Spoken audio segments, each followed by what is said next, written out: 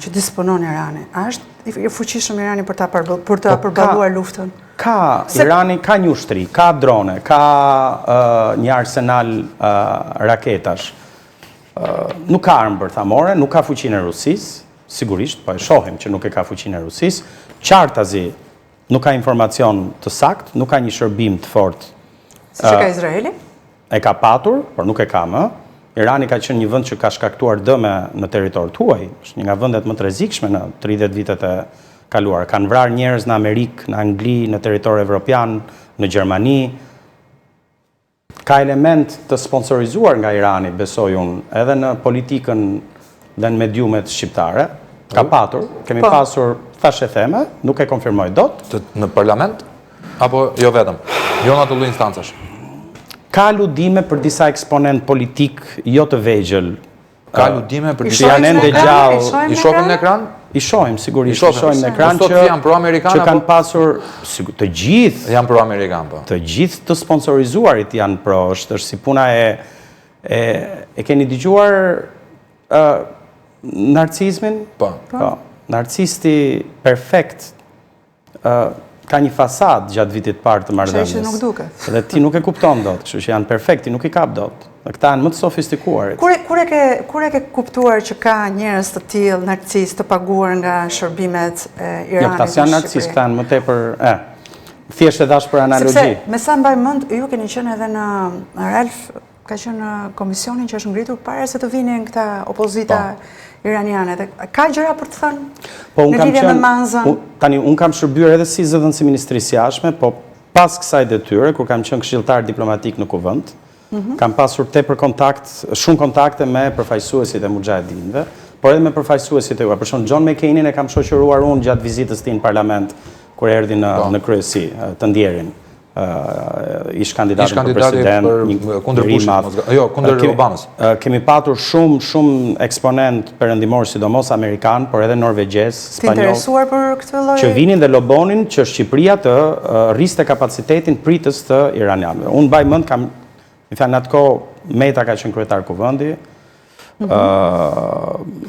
Rama sapo ishte bërë kryeministër, flasim periudha 2012-2013, kur ndrohen koalicionet.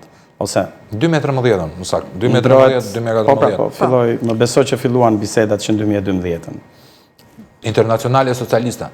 Shikon? Të gjithë të mbledhur proletarët të gjitha kombeve. Që pas ka filluar para. Ju po meritat i marrin ata pas. Të siguroj që s'ka lidhje fare internacionale. Më besoj, jam i mirë informuar, kam qenë brenda këtyre.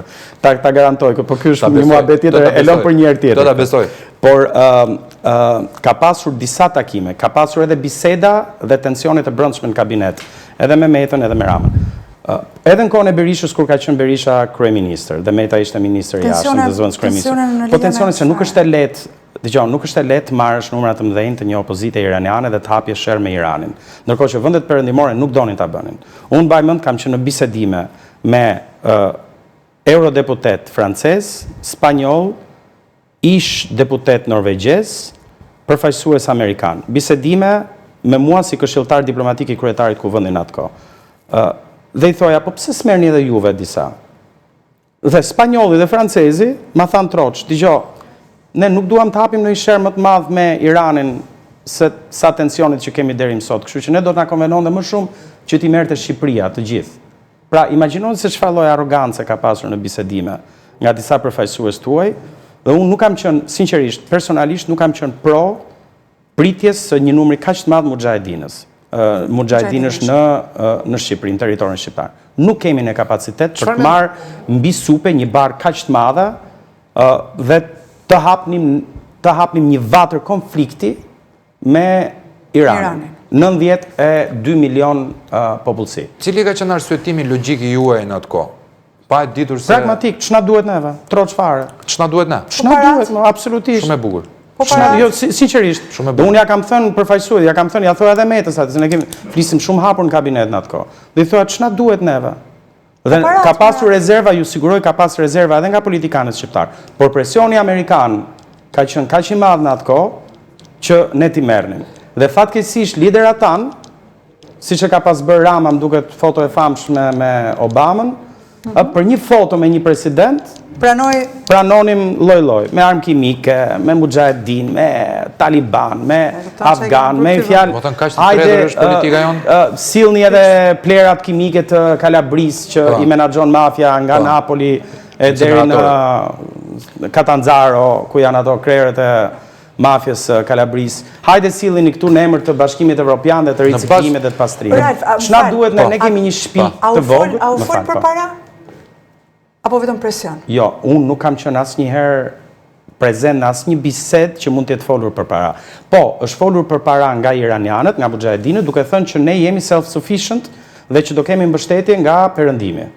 Pra ne nuk do ju rëndojmë. Ne vetë financohemi, nuk keni pse të organizohemi. Jo vetë financohemi, ka pas ndihmë edhe nga Amerika, ju siguroj, edhe nga Evropa. Njerëz që janë brenda Normans